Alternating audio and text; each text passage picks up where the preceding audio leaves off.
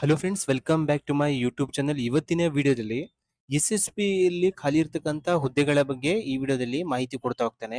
ನೀವೇನಾದ್ರೂ ಹೊಸಬರಾಗಿದ್ದರೆ ನಮ್ಮ ಚಾನಲ್ನ ಲೈಕ್ ಮಾಡಿ, ಶೇರ್ ಮಾಡಿ, ಸಬ್ಸ್ಕ್ರೈಬ್ ಮಾಡಿ.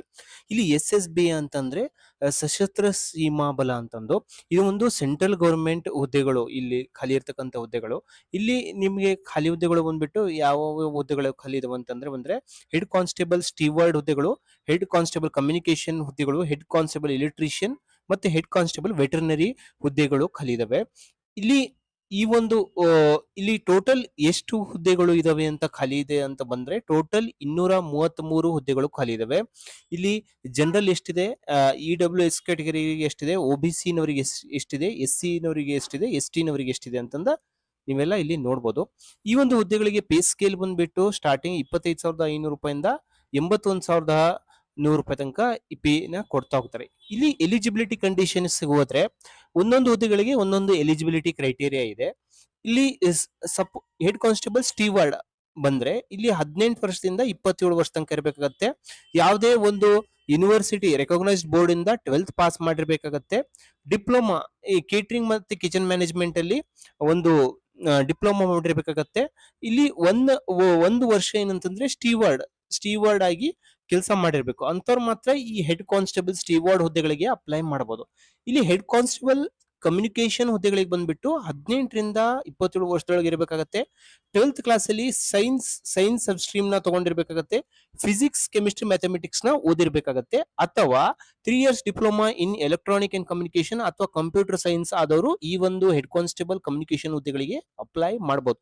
ಇಲ್ಲಿ ಹೆಡ್ ಕಾನ್ಸ್ಟೇಬಲ್ ಎಲೆಕ್ಟ್ರಿಷಿಯನ್ ಬಂದ್ಬಿಟ್ಟು ಅವರಿಗೆ ಒಂದು ಏಜ್ ನ ಬಂದ್ಬಿಟ್ಟು 18ರಿಂದ 25 ವರ್ಷದೊಳಗೆ ಇರಬೇಕಾಗತ್ತೆ.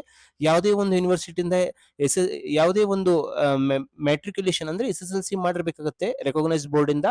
2 years ಎಕ್ಸ್ಪೀರಿಯನ್ಸ್, ವರ್ಕ್ ಎಕ್ಸ್ಪೀರಿಯನ್ಸ್ ಇರಬೇಕಾಗತ್ತೆ. ಅಥವಾ 1 year certificate course, vocational training institute ಅಂತಂದ್ರೆ ಇಲ್ಲಿ ITI ಮಾಡಿರ್ಬೇಕಾಗತ್ತೆ. ಅಟ್ಲೀಸ್ಟ್ 1 year ಎಕ್ಸ್ಪೀರಿಯನ್ಸ್ ಇರಬೇಕಾಗತ್ತೆ ರೆಸ್ಪೆಕ್ಟಿವ್ ಟ್ರೇಡ್ ಅಲ್ಲಿ. ಅಥವಾ 2 years diploma industrial training industrial diploma ಮಾಡಿರ್ಬೇಕಾಗತ್ತೆ ರೆಸ್ಪೆಕ್ಟಿವ್ ಟ್ರೇಡ್ ಅಲ್ಲಿ. ಅಂದ್ರೆ ಎಲೆಕ್ಟ್ರಿಷಿಯನ್ ಟ್ರೇಡ್ ಅಲ್ಲಿ ಒಂದು ಡಿಪ್ಲೊಮಾ ಕೋರ್ಸ್ ನ ಮಾಡಿರಬೇಕಾಗುತ್ತೆ. ಅಂತವ್ರು ಈ ಒಂದು ಹುದ್ದೆಗಳಿಗೆ ಅಪ್ಲೈ ಮಾಡಬಹುದು. ಇಲ್ಲಿ ಯಾರೇ ಒಂದು ಈ ಹುದ್ದೆಗಳಿಗೆ ಅಪ್ಲೈ ಮಾಡಿದ್ರೆ ಒಂದು ಟ್ರೇಡ್ ಟೆಸ್ಟ್ ನ ಕ್ವಾಲಿಫೈ ಮಾಡಬೇಕಾಗತ್ತೆ. ಅದೇ ತರ ಹೆಡ್ ಕಾನ್ಸ್ಟೇಬಲ್ ವೆಟರ್ನರಿ ಹುದ್ದೆಗಳಿದಾವೆ. ಟೋಟಲ್ ಅದನ್ನು ಬಂದ್ಬಿಟ್ಟು 18ರಿಂದ 27 ವರ್ಷದೊಳಗಡೆ ಈ ಒಂದು ಹುದ್ದೆಗಳಿಗೆ ಅಪ್ಲೈ ಮಾಡಬಹುದು. ಇಲ್ಲಿ ಏನಂತಂದ್ರೆ ಸೈನ್ಸ್ ಮತ್ತೆ biology as a main subject ಓದಿರ್ಬೇಕಾಗತ್ತೆ ಸೆಕೆಂಡ್ PUC ಅಲ್ಲಿ. 2 ವರ್ಷ ಡಿಪ್ಲೊಮಾ ಕೋರ್ಸ್ ವೆಟರ್ನರಿ ಮತ್ತೆ ಲೈಫ್ ಸ್ಟಾಕ್ ಡೆವಲಪ್ಮೆಂಟ್ ಅಥವಾ ವೆಟರ್ನರಿ ಸ್ಟಾಕ್ ಅಸಿಸ್ಟೆಂಟ್ ಕೋರ್ಸ್ ಅಥವಾ ಎನಿಮಲ್ ಹಸ್ಬೆಂಡರಿ ಕೋರ್ಸ್ ನ ಸೆಂಟ್ರಲ್ ಗವರ್ಮೆಂಟ್ ಇನ್ಸ್ಟಿಟ್ಯೂಟ್ ಇಂದ ಮಾಡಿರ್ಬೇಕಾಗತ್ತೆ. ಇಲ್ಲಿ ಈ ಒಂದು ಹುದ್ದೆಗಳು ಬಂದ್ಬಿಟ್ಟು ಏಪ್ರಿಲ್ 21ರಿಂದ ಮಾರ್ಚ್ 21ರಿಂದ ಏಪ್ರಿಲ್ 20 ಒಳಗಡೆ ಲಾಸ್ಟ್ ಅಪ್ಲೈ ಮಾಡಬಹುದು. ಇಲ್ಲಿ SC/ST ನವರಿಗೆ 5 ವರ್ಷ ಏಜ್ ರಿಲ್ಯಾಕ್ಸೇಷನ್, OBC ನವರಿಗೆ 3 ವರ್ಷ ಏಜ್ ರಿಲ್ಯಾಕ್ಸೇಷನ್ ಇರ್ತಾ ಹೋಗುತ್ತೆ. ಎಕ್ಸ್ ಸರ್ವಿಸ್ ಮೆನ್ ಅವರಿಗೆ 3 ವರ್ಷ ಏಜ್ ರಿಲ್ಯಾಕ್ಸೇಷನ್ ಇರ್ತಾ ಹೋಗುತ್ತೆ. ಇಲ್ಲಿ ಫೀನ ಬಂದ್ರೆ ಯಾವೊಂದು ಎಷ್ಟು ಒಂದು ಫೀ ಪೇಮೆಂಟ್ ಮಾಡ್ಬೇಕಂತ ಬಂದ್ರೆ ಇಲ್ಲಿ ಯಾರು ಈ ಒಂದು ಹುದ್ದೆಗಳಿಗೆ ಅಪ್ಲೈ ಮಾಡ್ತಾರೆ 100 ರೂಪಾಯಿ ಫೀನ ಕೇವಲ ಪೇಮೆಂಟ್ ಮಾಡ್ಬೇಕಾಗತ್ತೆ. SC/ST ಫಿಮೇಲ್ ಕ್ಯಾಂಡಿಡೇಟ್ಸ್ ಮತ್ತೆ ಎಕ್ಸ್ ಸರ್ವಿಸ್ ಕ್ಯಾಂಡಿಡೇಟ್ಸ್ ಯಾವುದೇ ತರದ ಫೀನ ಪೇಮೆಂಟ್ ಮಾಡೋ ಹಾಗೆ ಇಲ್ಲ. ಇಲ್ಲಿ ಯಾವ ರೀತಿ ಅಪ್ಲೈ ಮಾಡ್ಬೇಕಂತಂದು ಇಲ್ಲೆಲ್ಲ ಡೀಟೇಲ್ ಆಗಿದೆ. ನಿಮಗೆ ಏನೇನೆಲ್ಲ ತುಂಬಬೇಕು, ಏನೇನೆಲ್ಲ ಅಂತಂದು ಗೈಡ್ ಲೈನ್ಸ್ ಎಲ್ಲ ಇದೆ. ಇಲ್ಲಿ ನೀವು ಈ ಒಂದು ಹುದ್ದೆಗಳಿಗೆ ನೀವು ಫಸ್ಟ್ ಸೆಲೆಕ್ಷನ್ ಪ್ರೊಸೆಸ್ ನ ಯಾವ ರೀತಿ ಮಾಡ್ತಾ ಹೋಗ್ತಾರೆ ಅಂತ ಬಂದ್ರೆ ಎಲ್ಲಾ ಒಂದು ಹುದ್ದೆಗಳಲ್ಲಿ ನೀವು ಯಾವುದೇ ಒಂದು ಆನ್ಲೈನ್ ಪರೀಕ್ಷೆ, ಯಾವುದೇ ಒಂದು ಆನ್ಲೈನ್ ಅಪ್ಲಿಕೇಶನ್ ಹಾಕಿದ್ರೆ ಫಸ್ಟ್ ಬಂದ್ಬಿಟ್ಟು CBT ಸೆಂಟ್ರಲ್ ಗವರ್ಮೆಂಟ್ ಅಲ್ಲಿ ಅಪ್ಲೈ ಮಾಡ್ತಿದ್ದೀರಾ ಅಂತಂದ್ರೆ CBT ನಡೀತಾ ಹೋಗುತ್ತೆ. ಆದ್ರೆ ಈ ಒಂದು ಹುದ್ದೆಗಳಿಗೆ ಮಾತ್ರ ಫಿಸಿಕಲ್ ಎಫಿಷಿಯನ್ಸಿ ಟೆಸ್ಟ್ ಮತ್ತೆ ಫಿಸಿಕಲ್ ಸ್ಟ್ಯಾಂಡರ್ಡ್ ಟೆಸ್ಟ್ ಮುಖಾಂತರ ಸೆಲೆಕ್ಟ್ ಮಾಡ್ತಾ ಹೋಗ್ತಾರೆ. ಫಿಸಿಕಲ್ ಎಫಿಷಿಯನ್ಸಿ ಟೆಸ್ಟ್ ಕ್ವಾಲಿಫೈ ಮಾಡಿದ್ರೆ, ಫಿಸಿಕಲ್ ಸ್ಟ್ಯಾಂಡರ್ಡ್ ಟೆಸ್ಟ್ ಕ್ವಾಲಿಫೈ ಮಾಡಿದ್ರೆ ಮಾತ್ರ ನೆಕ್ಸ್ಟ್ ಬಂದ್ಬಿಟ್ಟು CBT ಎಕ್ಸಾಮ್ ನ ಮಾಡ್ತಾ ಹೋಗ್ತಾರೆ. ಇಲ್ಲಿ ಫಿಸಿಕಲ್ ಎಫಿಷಿಯನ್ಸಿ ಟೆಸ್ಟ್ ನೀವು ಅಪ್ಲೈ ಮಾಡ್ತಿದ್ದೀರಿ ಅಂತಂದ್ರೆ ಮೇಲಿಗೆ ಬಂದು ಯಾವ ರೀತಿ ಫಿಸಿಕಲ್ ಎಫಿಷಿಯನ್ಸಿ ಟೆಸ್ಟ್ ಮಾಡ್ತಾ ಹೋಗ್ತಾರೆ ಅಂತ ಬಂದ್ರೆ 1.6 ಕಿಲೋಮೀಟರ್ 6 ಮಿನಿಟ್ 30 ಸೆಕೆಂಡ್ ಅಲ್ಲಿ ಓಡಬೇಕಾಗತ್ತೆ. ಅದೇ ತರ ಫಿಮೇಲ್ ಬಂದ್ರೆ 800 ಮೀಟರ್ 4 ಮಿನಿಟ್ಗಳಲ್ಲಿ ಓಡಬೇಕಾಗತ್ತೆ.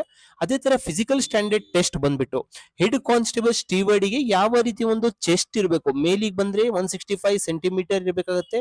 ಫಿಮೇಲಿಗೆ ಬಂದ್ರೆ 155 ಸೆಂಟಿಮೀಟರ್ ಬೇಕಾಗುತ್ತೆ. ಮೇಲಿಗೆ ಬಂದು ಚೆಸ್ಟ್ ಬಂದು 75 ಇಂದ 8 ಸೆಂಟಿಮೀಟರ್ ಬೇಕಾಗುತ್ತೆ. ಫಿಮೇಲ್ ಯಾವುದೇ ತರದ ಚೆಸ್ಟ್ ನಾಟ್ ಅಪ್ಲಿಕೇಬಲ್ ಅಂತ ಕೊಟ್ಟಿದ್ದಾರೆ. ಯಾರು ಅಪ್ಲೈ ಮಾಡಬಹುದು. ಅದೇ ತರ ಇಲ್ಲಿ ನೋಡ್ರಿ, ಇಲ್ಲಿ ಯಾವ ಯಾವ ಒಂದು ಕ್ಯಾಟಗರಿ ಅನ್ರಿಸರ್ವ್ಡ್, ಇಲ್ಲಿ SC ST ಕ್ಯಾಟಗರಿ, ಈ ಎಕನಾಮಿಕಲ್ ವೀಕರ್ ಸೆಕ್ಷನ್ ಕ್ಯಾಟಗರಿ ಈ ರೀತಿ ಇರಬೇಕಾಗತ್ತೆ. ಅದೇ ತರ ಮಿನಿಮಮ್ ಹೈಟ್ ಮತ್ತೆ ಚೆಸ್ಟ್ ಎಸ್ಟಿನವರಿಗೆ, ಎಲ್ಲಾ ಟೆರಿಟರೀಸ್ನವರಿಗೆ ಎಷ್ಟಿರ್ಬೇಕು ಅಂತ ಇದೆ. ನೀವು ಮೇಲಿಗೆ ಎಷ್ಟಿರ್ಬೇಕು, ಫಿಮೇಲಿಗೆ ಇರ್ಬೇಕು ಅಂತಂದು ಇಲ್ಲಿ ಎಲ್ಲ ನೋಡ್ಕೋಬಹುದು ನೀವು. ಇಲ್ಲಿ ಯಾವ ಯಾವ ಸ್ಟೇಟಿಗೆ, ಮತ್ತೊಂದು ಸ್ಟೇಟ್ಗಳಿಗೆ, ಕೆಲವೊಂದು ಸ್ಟೇಟ್ಗಳಿಗೆ ಕೆಲವೊಂದು ರಿಲ್ಯಾಕ್ಸೇಷನ್ ಇರುತ್ತೆ. ಇಲ್ಲಿ ಮಣಿಪುರಂ, ಮೇಘಾಲಯ, ಮಿಜೋರಾಂ, ನಾಗಾಲ್ಯಾಂಡ್ಗಳಿಗೆ ಯಾವ ರೀತಿ ಒಂದು ಹೈಟು ಚೆಸ್ಟ್ ಇರ್ಬೇಕಂತ. Physical efficiency test first qualify ಮಾಡ್ಬೇಕಂತೆ. ಫಿಸಿಕಲ್ ಸ್ಟ್ಯಾಂಡರ್ಡ್ ಟೆಸ್ಟ್ ಇದೇನು ಇಲ್ಲ ಅಂತ ನೋಡಿ ನೀವು ಅದು ಕ್ವಾಲಿಫೈ ಆದ್ರೆ ಮಾತ್ರ ಈ ಒಂದು ಹುದ್ದೆಗಳಿಗೆ ಅಪ್ಲೈ ಮಾಡಬಹುದು.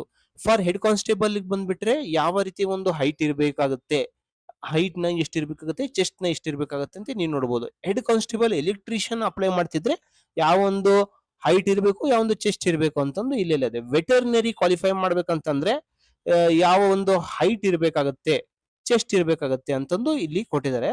ಇಲ್ಲಿ ಅದ ಎಸ್ಟಿನವರಿಗೆ ಎಷ್ಟು ಯಾವ ಇದು ಇರುತ್ತೆ ಅಂತಂದು.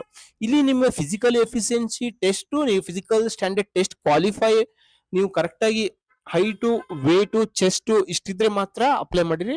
ಫಿಸಿಕಲ್ ಎಫಿಷಿಯನ್ಸಿ ಟೆಸ್ಟ್ ಅಲ್ಲಿ ಬಂದ್ಬಿಟ್ಟು ನೀವು ಯಾವೊಂದು ರನ್ನಿಂಗ್ ಮುಖಾಂತರ ಸೆಲೆಕ್ಟ್ ಮಾಡ್ತಾ ಹೋಗ್ತಾರೆ. ಫಿಸಿಕಲ್ ಸ್ಟ್ಯಾಂಡರ್ಡ್ ಟೆಸ್ಟ್ ಅಲ್ಲಿ ಬಂದ್ಬಿಟ್ಟು ಹೈಟು ಮತ್ತೆ ಚೆಸ್ಟ್, ಹೈಟು ಎಷ್ಟಿರ್ಬೇಕು, ವೇಟ್ ಎಷ್ಟಿರ್ಬೇಕು, ಚೆಸ್ಟ್ ಎಷ್ಟಿರ್ಬೇಕು ಅಂತ ಅದನ್ನ ನೋಡಿ ಅದು ಕ್ವಾಲಿಫೈ ಆದ್ರಂತಂದ್ರೆ ಮಾತ್ರ ನಿಮ್ಗೆ ರಿಟರ್ನ್ ಎಕ್ಸಾಮಿನೇಷನ್ ಮಾಡ್ತಾ ಹೋಗ್ತಾರೆ. ರಿಟರ್ನ್ ಎಕ್ಸಾಮಿನೇಷನ್ ಅಲ್ಲಿ ಎರಡು ರೀತಿ ಎಕ್ಸಾಮ್ಸ್ ಇರುತ್ತೆ. ಇಲ್ಲಿ 150 ಮಲ್ಟಿಪಲ್ ಚಾಯ್ಸ್ ಆಬ್ಜೆಕ್ಟಿವ್ ಕ್ವಶನ್ಸ್ ಇರುತ್ತೆ. 50 ಮಾರ್ಕ್ಸ್ ಏನ್ ಬಂದ್ಬಿಟ್ಟು ಜನರಲ್ ನಾಲೆಜ್, ಮ್ಯಾಥಮೆಟಿಕ್, ರೀಸನಿಂಗ್ ಮತ್ತು ಜನರಲ್ ಇಂಗ್ಲಿಷ್ ಮತ್ತು ಜನರಲ್ ಹಿಂದಿ ಬಗ್ಗೆ ಇರುತ್ತೆ. ಅದೇ ತರ 100 ಮಾರ್ಕ್ಸ್ ಬಂದ್ಬಿಟ್ಟು ಟೆಕ್ನಿಕಲ್ ಸಬ್ಜೆಕ್ಟ್ ಇರುತ್ತೆ. ಇಲ್ಲಿ general, EWS, OBC, ex service men ಬಂದ್ಬಿಟ್ಟು 50% ಕ್ವಾಲಿಫೈಯಿಂಗ್ ಮಾರ್ಕ್ಸ್ ಇರುತ್ತೆ. SC ST ಬಂದು 45% ಮಾರ್ಕ್ಸ್ ನ ಕ್ವಾಲಿಫೈ ಮಾಡಬೇಕಾಗತ್ತೆ. ಸ್ಕಿಲ್ ಟೆಸ್ಟ್ ಇರುತ್ತೆ ಲಾಸ್ಟ್ ಬಂದು ನೀವು ಕ್ವಾಲಿಫೈ. ಸ್ಕಿಲ್ ಟೆಸ್ಟ್ ಬಂದ್ಬಿಟ್ಟು ಹೆಡ್ ಕಾನ್ಸ್ಟೇಬಲ್ ಎಲೆಕ್ಟ್ರಿಷಿಯನ್ ಮಾತ್ರ ಈ ಒಂದು ಸ್ಕಿಲ್ ಟೆಸ್ಟ್ ನ ಮಾಡ್ತಾ ಹೋಗ್ತಾರೆ. ಲಾಸ್ಟ್ ಸ್ಟೇಜ್ ಅಲ್ಲಿ ಬಂದ್ಬಿಟ್ಟು ಡಾಕ್ಯುಮೆಂಟ್ ಅಂಡ್ ಮೆಡಿಕಲ್ ಎಕ್ಸಾಮಿನೇಷನ್ ಇರ್ತಾ ಹೋಗುತ್ತೆ. SSB ಹುದ್ದೆಗಳಿಗೆ ಅಪ್ಲೈ ಮಾಡ್ಬೇಕಂತಂದ್ರೆ ನಾನು ವೆಬ್ಸೈಟ್ ಲಿಂಕ್ ನಾನು ವಿಡಿಯೋ ಡಿಸ್ಕ್ರಿಪ್ಷನ್ ಕೊಟ್ಟಿರ್ತೀನಿ. ಆ ಲಿಂಕ್ ನ ಮೇಲೆ ಕ್ಲಿಕ್ ಮಾಡೋ ಮುಖಾಂತರ ಈಸಿಯಾಗಿ ವೆಬ್ಸೈಟ್ ಗೆ ತೆರಳಿ ನೀವು ನೋಟಿಫಿಕೇಶನ್ ನ ಓದ್ಕೊಂಡು ಈ ಒಂದು ಹುದ್ದೆಗಳಿಗೆ ಅಪ್ಲೈ ಮಾಡಬಹುದು. ಇಲ್ಲಿ ಅಡ್ವರ್ಟೈಸ್ಮೆಂಟ್ ಅಂತಿದೆ, ಇಲ್ಲಿ ಏನು ನೋಟಿಫಿಕೇಶನ್ ಇದೆ ಅದರ ಡೀಟೇಲ್ ಆಗಿ ನೀವು ಓದ್ಕೊಳ್ಳಿ. ಇಲ್ಲಿ ಫಸ್ಟ್ ಟೈಮ್ ಅಪ್ಲೈ ಮಾಡ್ತಿದ್ದೀರಿ ಅಂತಂದ್ರೆ ಇಲ್ಲಿ ರಿಜಿಸ್ಟರ್ ಅಂತ ಕ್ಲಿಕ್ ಮಾಡ್ಬೇಕಾಗತ್ತೆ. ಇಲ್ಲಿ ಯಾವೊಂದು ಪೋಸ್ಟ್ ಗಳಿಗೆ ಅಪ್ಲೈ ಮಾಡ್ತಿದ್ದಾರೆ, head constable electrician, steward, veterinary, communication. ಇಲ್ಲಿ ಕಮ್ಯುನಿಕೇಶನ್ ಅಂತ ಯಾವುದೇ ಒಂದು ನೀವು ಇಲ್ಲಿ ಪೋಸ್ಟ್ ಗಳನ್ನು ಸೆಲೆಕ್ಟ್ ಮಾಡ್ತೀರಾ, ಅಲ್ಲಿ first name, middle name, sir name ನ ತುಂಬಬೇಕಾಗುತ್ತೆ.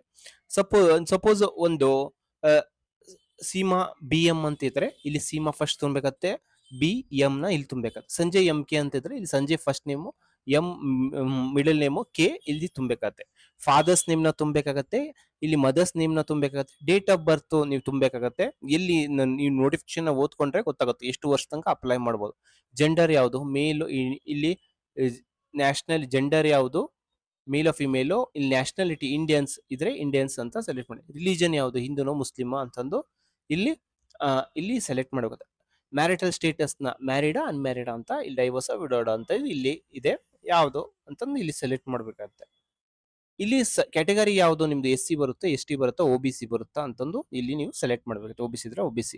ಇಲ್ಲಿ ನೋಡ್ರಿ, you have selected OBC, make sure that OBC relevant certificate document verification ಇರಬೇಕಾದ್ರೆ ನೀವು OBC ಗೆ ಕ್ಯಾಟಗರಿ ಸರ್ಟಿಫಿಕೇಟ್ ನ ಪ್ರೊಡ್ಯೂಸ್ ಮಾಡ್ಬೇಕಂತ ಇದೆ. ಇಲ್ಲಿ ಇವರಿಗೆ OBC ನವರಿಗೆ 3 ವರ್ಷ ಅಂದ್ರೆ 27+3 ಅಂದ್ರೆ 30 ವರ್ಷ ಏಜ್ ರಿಲ್ಯಾಕ್ಸೇಷನ್ ಇರುತ್ತೆ. ಅದೇ ತರ SC ST ನವರಿಗೆ 5 ವರ್ಷ 32 ವರ್ಷ ತನಕ ಇರುತ್ತೆ. ಇಲ್ಲಿ ನೀವು whether you belong to the community ಅಂತ ಇದೆ, ಇವೆಲ್ಲ ಇಲ್ಲಿ ನೋ ಅಂತ ಸೆಲೆಕ್ಟ್ ಮಾಡಿ. ಇಲ್ಲಿ JNK ಡ್ಯೂರಿಂಗ್ ಡೊಮಿಸೈಲ್ಡ್ ಆರ್ಡಿನರಿ ಅಂತಂದಿದೆ, ಇಲ್ಲಿ ನೋ ಅಂತ ಸೆಲೆಕ್ಟ್ ಮಾಡಿ. ವೆದರ್ ಎಫೆಕ್ಟೆಡ್ ಇನ್ ರಿಯೋರ್ಸ್ ಅಂತಿದೆ, ಇಲ್ಲಿ ಇದನ್ನ ನೋ ಅಂತ ಸೆಲೆಕ್ಟ್ ಮಾಡಿ. ಎಕ್ಸ್ ಸರ್ವಿಸ್ ಮೆನ್ ಅಂದ್ರೆ ಎಸ್ ಅಂತ ಸೆಲೆಕ್ಟ್ ಮಾಡಿ, ಇಲ್ಲ ಅಂತಂದ್ರೆ ಇಲ್ಲ.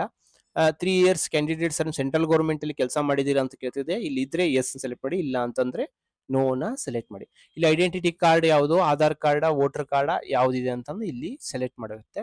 ನಿಮ್ಮ ಆಧಾರ್ ಕಾರ್ಡ್ ಇದ್ರೆ ಆಧಾರ್ ಕಾರ್ಡ್ ನ ನಂಬರ್ ನ ಹಾಕ್ಬೇಕಾಗುತ್ತೆ. ಇಲ್ಲಿ ಐಡೆಂಟಿಫಿಕೇಶನ್ ಮಾರ್ಕ್ಸ್, ಯಾವ್ದೇ ಒಂದು ಐಡೆಂಟಿಫಿಕೇಶನ್ ಮಾರ್ಕ್ಸ್ ಇತ್ತಂದ್ರೆ ನೀವು ಇದನ್ನ ತುಂಬಿ, ಇಲ್ಲಾಂದ್ರೆ ನಿಲ್ಲ ಅಂತ ತುಂಬಿ. ಮೊಬೈಲ್ ನಂಬರ್ ನ ತುಂಬಬೇಕಾಗತ್ತೆ, ಇಲ್ಲಿ ಇಮೇಲ್ ಅಡ್ರೆಸ್ ನ ತುಂಬಬೇಕಾಗತ್ತೆ.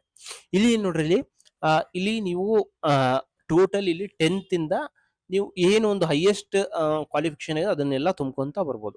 ಇಲ್ಲಿ 12th ತನಕ ಏನೋ ಕೇಳಿದ್ದಾರೆ, ಹಾಗಾಗಿ ನಾನು ಇಲ್ಲಿ ಏನಂತಂದ್ರೆ ಇಲ್ಲಿ ಯಾವ ಒಂದು ಸ್ಕೂಲಲ್ಲಿ ಓದಿದ್ದೀರಾ, ನೇಮ್ ಆಫ್ ದ ಸ್ಕೂಲ್ ಇದೆ, ಯಾವ ಒಂದು ವರ್ಷದಲ್ಲಿ ಎಕ್ಸಾಮ್ ನ ಬರ್ದಿದ್ದೀರಾ, ಆ ರೋಲ್ ನಂಬರ್ ಏನು, ಸರ್ಟಿಫಿಕೇಟ್ ನಂಬರ್ ಏನು, ಯಾವ ಒಂದು ಡೇಟ್ ಅಲ್ಲಿ ಇಶ್ಯೂ ಆಗಿದೆ, ಸಬ್ಜೆಕ್ಟ್ ಯಾವುದು ಅಂತಂದು ಇಲ್ಲಿ ಬರಿಬೇಕಾಗತ್ತೆ. ಇಲ್ಲಿ ಅಗ್ರಿಗೇಟ್ ಪರ್ಸೆಂಟೇಜ್ ಆಫ್ ಮಾರ್ಕ್ಸ್ ಎಷ್ಟು, ಮಾರ್ಕ್ಸ್ ಎಷ್ಟು ಪರ್ಸೆಂಟೇಜ್ ಪಡೆದಿದ್ದೀರಾ ಅಥವಾ ಗ್ರೇಡಿಂಗ್ ಇದ್ರೆ ಅದನ್ನ ಇಲ್ಲಿ ತುಂಬಿ ನೆಕ್ಸ್ಟ್ ಕೊಡ್ಬೇಕಾಗತ್ತೆ. ಇಲ್ಲಿ ಇದೇ ತರ ಸ್ಕೂಲ್ ಯಾವ್ದೋ ಒಂದು ಯಾವೊಂದು ಬೋರ್ಡ್ ಅಲ್ಲಿ ಓದಿದ್ದೀರಾ PUC ನ, ಅದನ್ನ ತುಂಬಬೇಕಾಗುತ್ತೆ. ಯಾವೊಂದು ಇಯರ್ ಆಫ್ ಎಕ್ಸಾಮ್ ಬರ್ದಿದ್ದೀರಾ, ರೋಲ್ ನಂಬರ್ ಏನು, ಸರ್ಟಿಫಿಕೇಟ್ ನಂಬರ್ ಏನು, ಯಾವೊಂದು ಡೇಟ್ ಅಲ್ಲಿ ಇಶ್ಯೂ ಆಗಿದೆ, ಯಾವೊಂದು ಇಲ್ಲಿ ನೋಡ್ರಿ ಸಬ್ಜೆಕ್ಟ್, ಇಲ್ಲಿ ಸೈನ್ಸ್ ನಾನು ಹೇಳ್ದಂಗೆ ಕಮ್ಯುನಿಕೇಶನ್ ತಗೊಂತಿದ್ರೆ ಇಲ್ಲಿ ಸಬ್ಜೆಕ್ಟ್ಗಳು ಬರ್ತಾ ಹೋಗುತ್ತೆ. ಅದನ್ನ ನೀವು ಯಾವ್ದೋ ಒಂದು ಸಬ್ಜೆಕ್ಟ್ ತಗೊಂಡಿದ್ದೀರಾ ಅದನ್ನ ಇಲ್ಲಿ ಬರಿಬೇಕಾಗುತ್ತೆ. ಸೈನ್ಸ್ ಅಂಡ್ ಬಯಾಲಜಿ ತಗೊಂಡಿದ್ದೀರಾ, ಫಿಸಿಕ್ಸ್ ಅಂಡ್ ಕೆಮಿಸ್ಟ್ರಿ, ಮ್ಯಾಥಮೆಟಿಕ್ಸ್ ತಗೊಂಡಿದ್ದೀರಾ, ಇಲ್ಲಿ ಇದನ್ನ ಸೆಲೆಕ್ಟ್ ಮಾಡ್ಬೇಕತ್ತೆ.